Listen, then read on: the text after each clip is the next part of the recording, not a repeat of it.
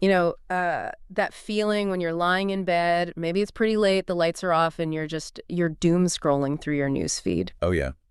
It's a very familiar, very visceral feeling for most of us, I think. It really is. Or, maybe you're sitting on the couch watching the evening news and you get this distinct sinking sensation right in the pit of your stomach. Like the ground is suddenly shifting beneath your feet. Exactly. And it's not just stress. It's not just, that's some bad news. It's something heavier. Right. It's that suffocating sense that society, everything we know, everything we value, the good old days is, well, for lack of a better phrase, going to the dogs. It feels incredibly urgent. Yeah. It feels immediate. And usually it feels like this epic battle between absolute good and absolute evil. Right. It feels like suddenly out of nowhere, there is this specific group of people or this new piece of technology or just this weird new behavior that kids are doing, and it is actively threatening the very fabric of our lives. It really feels like the walls are closing in. And the loudest voices in the room, the pundits, the politicians, they're screaming, we have to stop this right now or it's all over. Yeah, the rhetoric gets dialed up to 11 very quickly. And this is really why we are here today, for this deep dive into the source material. What if I told you that this feeling isn't just some random reaction to bad news? What if I told you that this specific sensation is actually a highly structured sociological phenomenon? That it has a name, a long history, and a very specific blueprint. Exactly. And perhaps most importantly for you listening, that often the level of fear you are feeling has very little to do with the actual level of the threat out there in the real world. That is the core of it, yeah. So today we are cracking open the research on moral panics. We've got a stack of source material here that spans from the 1830s all the way up to the digital age. And our mission is to figure out exactly how society manufactures fear. It is such a fascinating topic because it really forces us to look in the mirror as a society. Yeah, it does. We aren't just looking at what scares us, but why we get scared, how that fear is amplified by the media and politicians, and ultimately, who benefits from making us feel like the sky is falling. So let's just start with the basics, because we hear people use the phrase panic all the time, right? Like, oh, don't panic, or the stock market is panicking. Yeah. But what exactly is a moral panic in the scientific sense, based on our sources? Is it just everyone freaking out at the exact same time? Not exactly. There is a really important distinction we need to make right off the bat, because in sociology, words really matter. Right. A moral panic is not the same thing as mass hysteria. Okay, what's the difference there? Because I feel like to the average person, those sound pretty interchangeable. They are cousins, certainly, but they aren't twins. Okay. Mass hysteria is typically closer to a psychological illness or a medical phenomenon. Like a physical thing. Exactly. Yeah. Think of those wild historical cases where people suddenly start fainting or dancing uncontrollably without any organic cause. Oh, the dancing plagues. Yes. Or when a group of people all genuinely believe they are smelling some toxic gas that isn't actually there and they all get physically sick. Oh, wow. That is mass hysteria. It is often somatic, meaning it relates directly to the body. Okay, so that's physical or psychological. It's almost like a glitch in the biological wiring of a group of people. Correct. But a moral panic is sociological. It's entirely about values. Yep. The definition we generally use from the literature is that it is a widespread feeling of fear that some evil person or thing threatens the values, interests, or well-being of a community or society. Some evil person or thing, I mean, that sounds incredibly dramatic. It is dramatic. Why? And that is the entire point. It is the process of arousing social concern over an issue, usually an issue that is clearly defined as a threat to the moral order. Right. And the key mechanism here is that this concern is usually elicited by what sociologists call moral entrepreneurs and sensational mass media coverage. I love that term, moral entrepreneurs. It sounds like someone selling a fast food franchise, but instead they're selling outrage. That's a great way to put it. We're definitely going to get into them in just a minute. But first, looking at our sources, where does this term actually come from? Did some sociologists just make it up recently to explain Twitter outrage? Interestingly, no. The phrase moral panic has a surprisingly deep history. Really? Yeah, it actually pops up as far back as 1830 in a religious magazine. 1830, wow. So it started in the church. I guess that feels appropriate given the whole morality angle. In a way, yes. back then, they were using it a bit differently, Yeah. essentially talking about a panic of the soul in a religious context, usually regarding the impact of a fiery sermon. Got it. It was used again in 1831 in a way that's a bit closer to how we use it now. But honestly, for a long time, it wasn't a hard scientific term. So it's just a phrase floating around? Right. Marshall McLuhan, the really famous media theorist, touched on the broad concept in his 1964 book, Understanding Media, describing how media effects work on the public. But he didn't use the specific label moral panic. No, he didn't.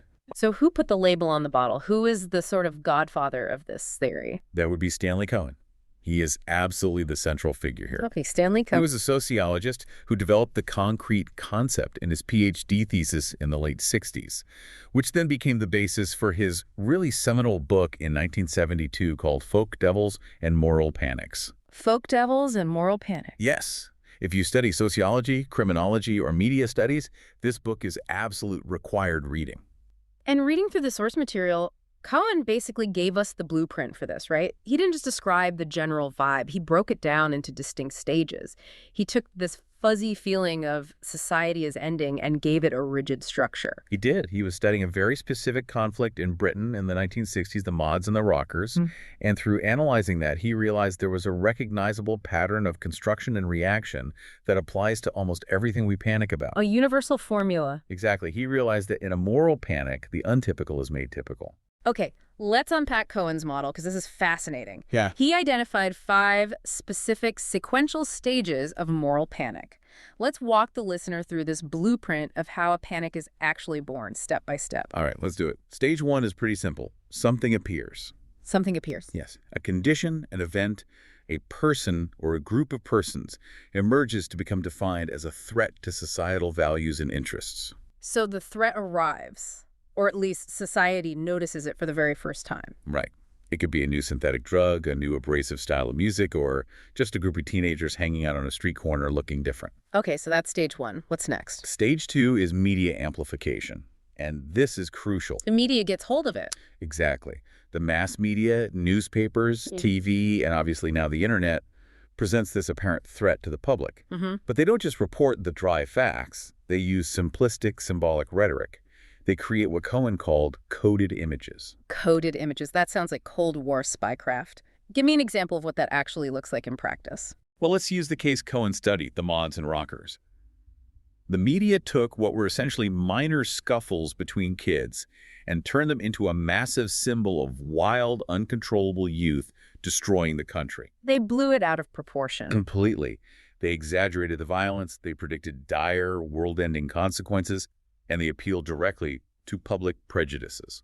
They created a very clear distinction between the moral majority, the good, normal, quiet people, and the evil that desperately needed controlling. So if you were an average citizen and you saw a kid in a leather jacket, the media had basically trained you to see a direct threat to society. It wasn't just a piece of clothing anymore, it was the uniform of the enemy. Exactly right. And that leads directly to stage 3, public anxiety. The panic sets in. Because of these symbolic representations everywhere, a real sense of social concern is aroused among the general public. People start to genuinely worry that this isn't just an isolated incident. It's a symptom of a rotting, collapsing society. It creates a massive feedback loop of fear. Which perfectly sets the stage for the heavy hitters to step in. Yes. Stage 4, the response. This is where the moral gatekeepers enter the chat. The politicians and pundits. We're talking about newspaper editors, religious leaders, politicians, and other self-appointed right-thinking people. They respond to the threat publicly, they pronounce heavy diagnoses, and offer swift solutions. We must do something immediately. There ought to be a law. Precisely. And usually this leads to actual new laws, strict policing, or harsh social policies. Socially accredited experts step up to the microphones to explain why this is happening and exactly how to stop it with force. And finally, the last stage. Stage 5, resolution. The condition then either disappears, submerges, or deteriorates. It just goes away. Sometimes the panic simply passes and is forgotten as the media moves on to the next shiny thing like a fever breaking. But sometimes it has serious, long-lasting repercussions. It permanently changes legal and social policy, or even how society fundamentally conceives of itself. It's an incredibly predictable cycle. But Cohen gave us two terms that I think are absolutely essential for understanding the players in this drama. You mentioned moral entrepreneurs earlier. Let's dig a little deeper into that. Who are they really in the context of our sources? A moral entrepreneur is someone who actively starts or fuels the panic. They are the individuals or groups who target what they see as deviant behavior. They're the ones leading the charge. They are the campaigners, the media figures, the politicians who firmly believe they are defending core social values. They're the ones pointing the finger and saying, look at this. This is completely unacceptable. They are literally selling a specific brand of morality to the public. And then on the flip side of that transaction, we have the folk devils. Right. The folk devils are the people actually labeled as the threat. They are portrayed as dangerous deviants who exist totally outside the central core values of consensual society. They are the constructed villains. Yes, they are constructed as the ultimate villains in this social drama. And Cohen argued fiercely that this labeling actually deeply damages their identities. And looking at Cohen's original case study, The Mods and Rockers, it is such a perfect, almost pure example of this. For you listening who might not be up on your 1960s British youth culture history, let's quickly paint the picture. What was actually happening on the ground there? It's almost comical in hindsight. You had two main youth subcultures in early 1960s Britain. You had the mods, who like modern jazz, rode Vespa scooters and wore really sharp tailored suits. Very stylish. Very. And then the rockers, who were more into motorcycles, rock and roll, and leather jackets. They were rivals, sure. And they would go down to the beach on holidays? Yes, they would ride down to seaside resorts on bank holidays. And sometimes, yeah, they would fight. But Cohen's rigorous analysis showed that the actual fighting was very similar to standard evening brawls that had been happening between working-class youths since the 1950s. It wasn't some new, terrifying civil war? Not at all. It was fairly routine youth rowdiness. But the media told a completely different story. The media reported full-scale riots and absolute terror on the beaches. They used those processed, coded images we talked about. They vastly exaggerated and distorted who did what. They predicted that if we didn't stop this subculture war, the entire country would fall apart. And the really dark irony here is, didn't this media coverage actually make the problem worse in reality? That is what sociologists call the deviancy amplification spiral. Deviancy amplification spiral. The media essentially told the entire public that the mods and rockers were highly dangerous, organized deviants. This intense spotlight actually solidified the identities of these kids. They lean into it. They thought, well, if society says I'm a dangerous outsider, I guess I'll act exactly like one. It actively invited them to embrace the deviant identity. It polarized the groups and actually encouraged more physical clashes, which in turn justified even more hysterical news stories. Wow. It's a self-fulfilling prophecy orchestrated by the press. It's wild to think that the news doesn't just passively report the news. It can actually create and escalate the very behavior it's reporting on. Precisely.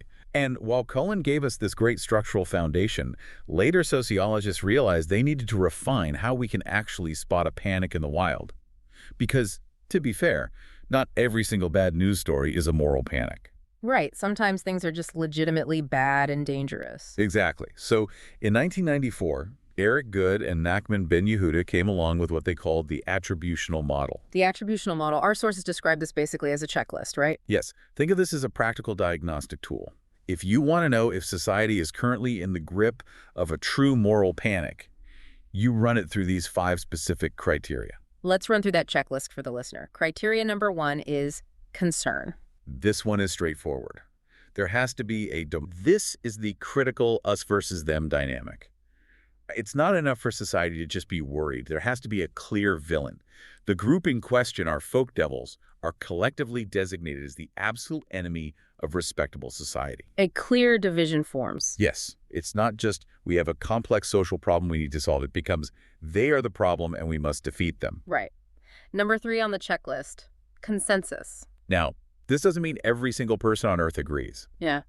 But there must be a certain minimal measure of consensus across society, or at least within designated powerful segments of it, that the threat is real, serious, and needs immediate action. It's not just one eccentric guy shouting on a street corner. It's a broadly shared social sentiment. Exactly. Number 4, and looking at the sources, this really feels like the most important one to me. This proportionality. This is the absolute crux of the theory. The public concern is radically in excess of what is appropriate if concern were directly proportional to objective harm. Meaning the reaction is just way, way bigger than the actual statistical problem. Exactly. And let's be very clear here.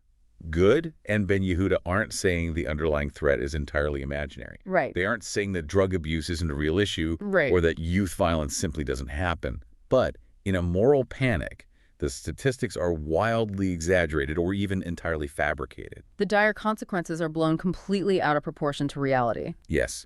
So if one isolated person gets hurt, the media narrative immediately becomes everyone is in imminent danger. Yeah. According to these sociologists, the very concept of a moral panic rests entirely on this disproportion. Got it. And finally, number 5 on the checklist, volatility. Moral panics are highly volatile by nature. They tend to erupt very suddenly, boom, it's everywhere on every channel, and then they often disappear just as fast as they appeared. The news cycle just churns. The media spotlight shifts to a new crisis, or public interest just wanes due to fatigue, and the panic subsides. So that's the theory. That's the academic framework we're working with. But I think this really comes alive when we look at the history books provided in our source material, because when you look back at what society used to panic about, some of it seems, well, completely ridiculous to us now. It does seem absurd, but we always have to remember, at the time, it felt like the absolute end of the world to the people living through it. Let's talk about the 1950s, the era of white picket fences, economic boom, and switchblades. Yes, the Great Switchblade Panic. I mean, when I think of the 50s, I think of Grease or West Side Story. But apparently, according to the research, the switchblade wasn't just seen as a knife. It was a potent symbol. It was the ultimate symbol. We really started around 1950. There was a highly influential article published in the Women's Home Companion, which was a major mainstream magazine at the time, and it was titled The Toy That Kills. The Toy That Kills. I mean, that is just fantastic marketing for a panic. It worked flawlessly. And then you had wildly popular films of the late 50s heavily fueling it. Movies like Rebel Without a Cause in 1955, 12 Angry Men in 1957, and of course the Broadway musical West Side Story. The switchblade was everywhere in pop culture. It became a total cultural fixation. The switchblade became the undeniable symbol of youth violence, rampant gang culture, and delinquency. And looking at our checklist, specifically disproportionality. Massive disproportionality. The national fixation on this one specific object resulted in loud demands from the public and Congress to control it. State laws restricting or entirely criminalizing the possession of switchblades were adopted rapidly by an increasing number of legislatures across the country. Over a pocket knife. Yes. Many of the strict knife bans we still have in the books today date directly back to this specific moment of 1950s hysteria. The spring mechanism itself was seen as inherently evil, even though objectively a standard fixed blade knife is just as dangerous, if not more so. That is wild. And right alongside the switchblades, you had another terrifying threat to the American soul in the 50s, comic books. This is one of the most famous and well-documented examples in the literature, the 1950s panic over comic books. This one just blows my mind because today, comic book movies are literally the biggest entertainment industry in the world. We celebrate them. But back then, Batman was considered a threat to national security. He was. And the prominent moral entrepreneur here was a very real psychiatrist named Frederick Wertham. Frederick Wertham. He publicly claimed that comic books were a major direct source of juvenile delinquency. He argued forcefully in his massively popular book, Seduction of the Innocent, that they predispose normal children to extreme violence and deviancy. Seduction of the Innocent. It sounds so ominous, like they were the Pied Piper leading kids off a cliff. It was incredibly influential. The panic reached such a fever pitch that comic books actually became the subject of official congressional hearings. Congress investigated Batman. They did, and civic organizations across the country actually promoted public book burnings. Wait, actual book burnings in America in the 1950s? Yes. Communities would literally gather in town squares to burn piles of comic books to protect the youth. It was a moral purge. And what about the resolution stage of Cohen's model here? Did the government officially ban them? Not legally, because of the First Amendment, but effectively, yes. Wertham's crusade resulted in the creation of the Comics Code Authority. The Comics Code? It was a very strict self-censorship body created out of sheer terror by the publishers themselves to save their industry from government regulation. It drastically limited exactly what kind of content could be published. No gore, no disrespect for authority. Good must always triumph over evil. So they sanitized everything. Completely. It forced many talented publishers and illustrators out of the profession entirely, particularly those doing horror or crime comics. The content that remained became incredibly tame, focusing only on very safe, sanitized superheroes.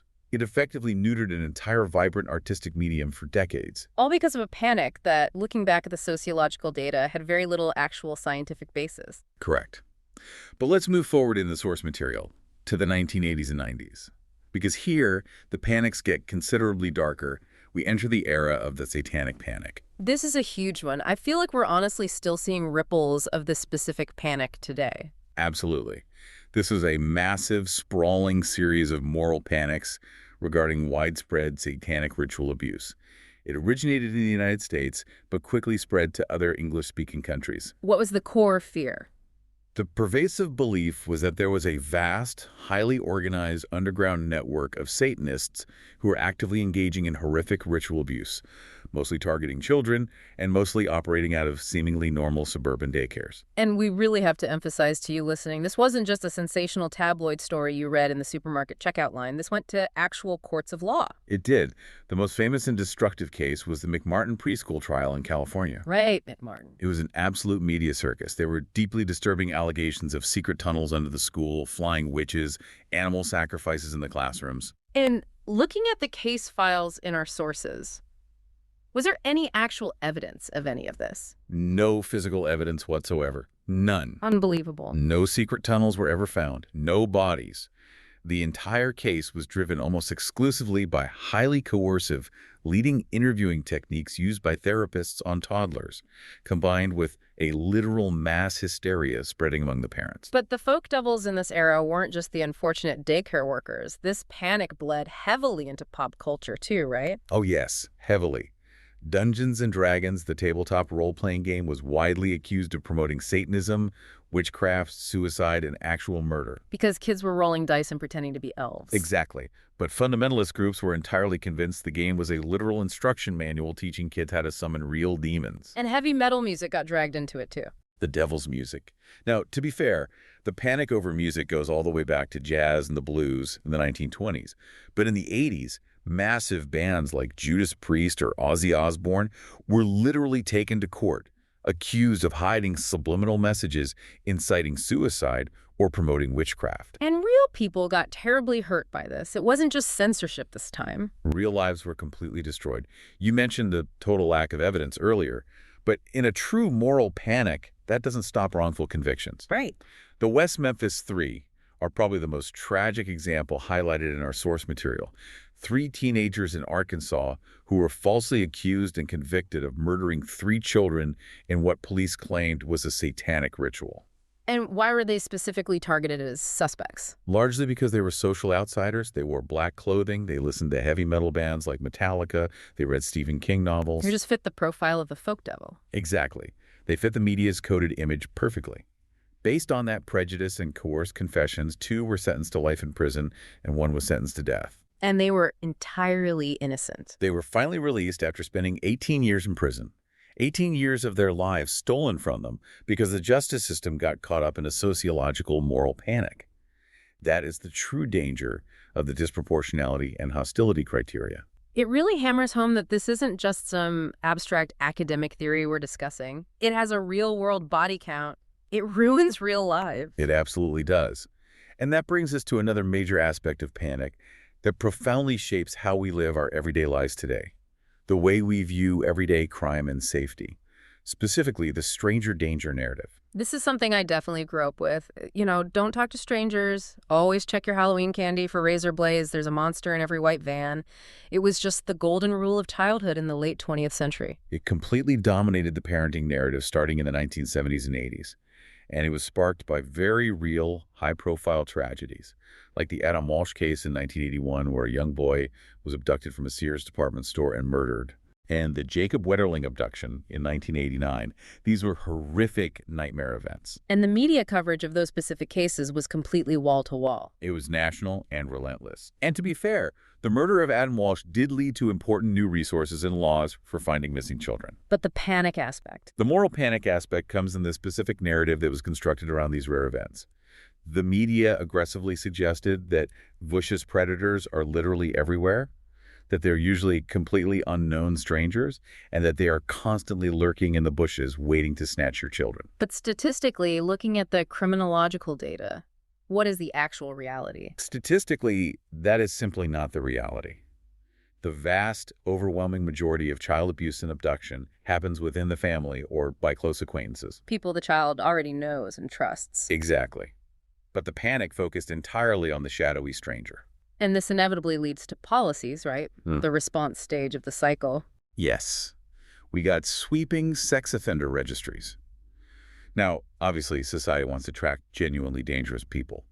But the panic led to laws that are often incredibly broad and unforgiving. How so? Well, we have this pervasive, inaccurate media data that led the public to firmly believe that all sex offenders have an exceptionally high recidivism rate, meaning they will almost certainly reoffend. And the sources say they aren't. Actually, later empirical studies revealed that generally, sex offenders have a surprisingly low recidivism rate compared to many other types of crimes. Really? Yes, but the public firmly believes they are astronomically high because the folk devil has been successfully constructed as an uncontrollable monster who can never be rehabilitated.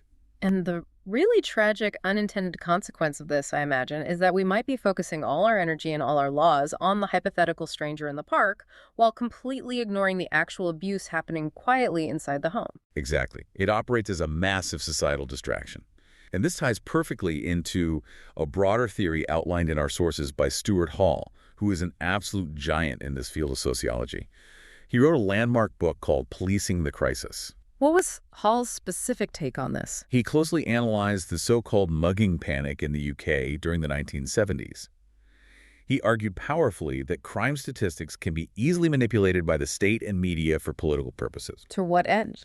Well, by aggressively whipping up a national panic about mugging, which was framed by the media as a terrifying new American-style crime wave, the state could easily justify much stricter, heavy-handed policing and more authoritarian measures.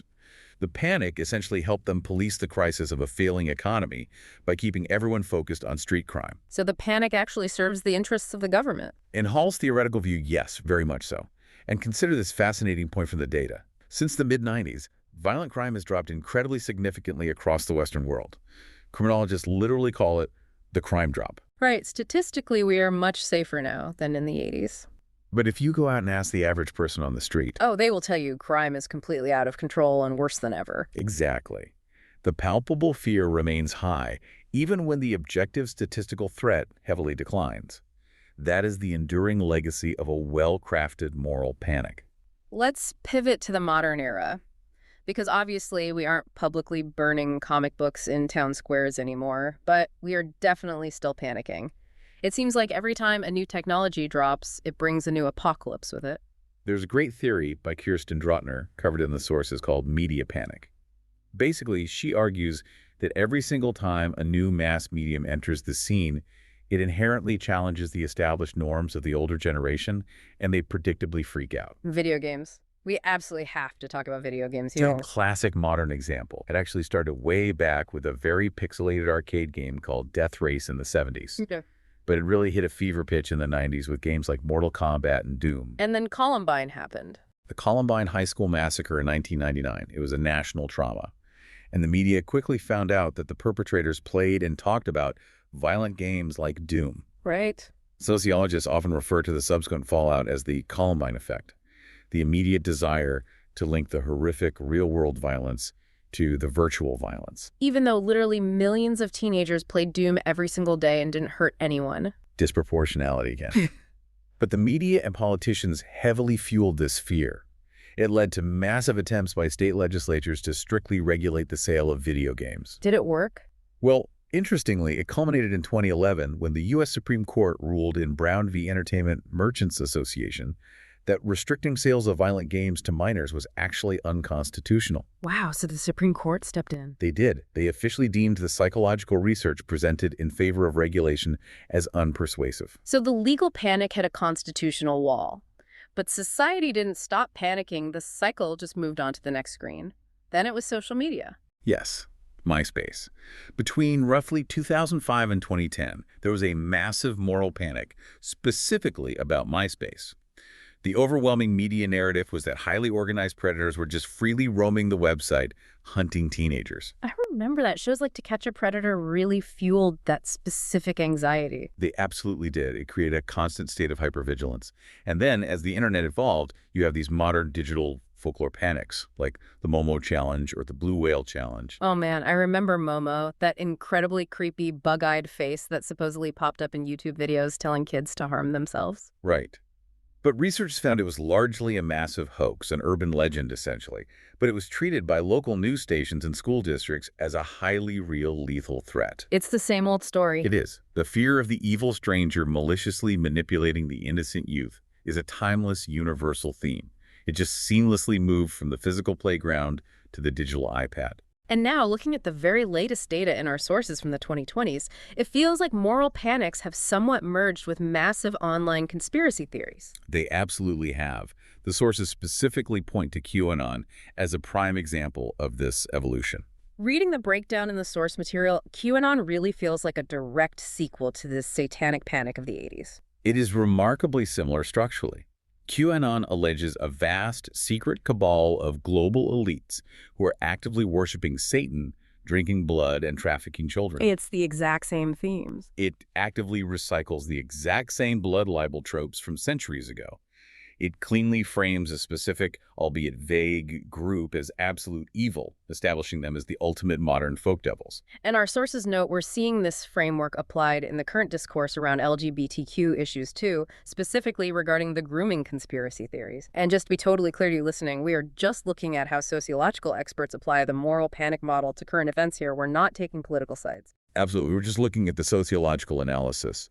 The sources note that since the early 2020s, there have been widespread accusations against educators and drag performers, claiming they are systematically grooming children. Right. Sociological scholars strongly characterize this rhetoric as organized misinformation and a textbook moral panic regarding transgender and queer people. It utilizes the exact same save the children emotional rhetoric that we saw utilized heavily in the 1980s and the 1950s. It's the hostility criteria from the checklist roaring back. Us versus them, good versus evil. Exactly. And here's where the academic field gets really interesting today. Some sociologists argue that Cohen's old 1970s model of moral panic desperately needs an update for the digital age. How so? What's missing from the original blueprint? Well, think about the work of scholars like McRobbie and Thornton. They argued back in 1995 that the media landscape has fundamentally changed. Because of the internet. Yes. In Cohen's day, with the mods and rockers, the mass media was a total monolith. You had 3 TV channels and a few major newspapers. The media dictated the narrative top down. Right. But now, the folk devils can actually fight back in real time. They have their own media channels. They aren't just silent, marginalized victims anymore. They have a powerful collective voice online to counter the narrative. That makes a lot of sense. The so-called deviants have Twitter, they have TikTok, they can debunk the panic as it happens. Exactly. And there is also a really important critique from criminologist Yvonne Jukes, who reminds us that we have to carefully distinguish between crimes that rightly offend public morality and those panics that just serve to demonize minorities. So we shouldn't just label everything a panic. Right. We shouldn't use the term moral panic as a blanket excuse to dismiss all legitimate social concerns, but we must remain highly critical of exactly who is being targeted and why. So as we wrap up this deep dive into the source material, what does this all actually mean for the person listening right now? Why does it practically matter if we understand mechanics of moral panics? It matters deeply because at their core, moral panics are a highly effective form of social distraction. A distraction from what, exactly? From the very real, very boring structural problems in society. If we focus all our collective energy and outrage on a flashy folk devil, whether that's a comic book, a violent video game, or a marginalized social group, we feel like we're actively solving a major problem. It feels productive. It does. We think if we just ban this one specific thing, society is finally safe again. But meanwhile, the actual difficult, deeply ingrained structural issues, things like systemic poverty, domestic violence, extreme economic inequality, lack of mental health care, those go completely unaddressed. It is vastly easier for a politician to publicly burn a comic book than to do the hard work of fixing a broken social safety net. wow. That is a really powerful thought to take away. It's essentially a soothing illusion of safety. Steve Hall, the criminologist we mentioned earlier, put it incredibly well. He suggested that public concern is intentionally whipped up into a frenzy, only to be conspicuously soothed by the state. It creates a cycle of dependency. It produces ultimate complacency. We see the terrifying headline, we get angry, we see the government swiftly pass a harsh new law, and we quietly go back to sleep, genuinely thinking the great evil has been vanquished. So I guess the takeaway for you listening is the next time you see a headline that makes your blood absolutely boil, or you hear an angry pundit talking about a terrifying new threat that is supposedly going to destroy the youth. Pause. Yeah. Take a breath and run the sociological checklist. Is there extreme hostility? Is the reaction wildly disproportionate to the actual statistics? Is there a clearly defined folk devil being blamed for a complex issue? Ask yourself, is this a genuine, verifiable threat to my community, or is it just a ghost story being loudly told to keep us all in line and distracted? That is exactly the right question to ask. Well, thank you so much for diving deep into the source material with us today. This has been completely eye-opening. It was a real pleasure. Thanks for having the conversation. Remember to check your sources, keep your head cool when the headlines get hot, and we'll see you on the next deep dive.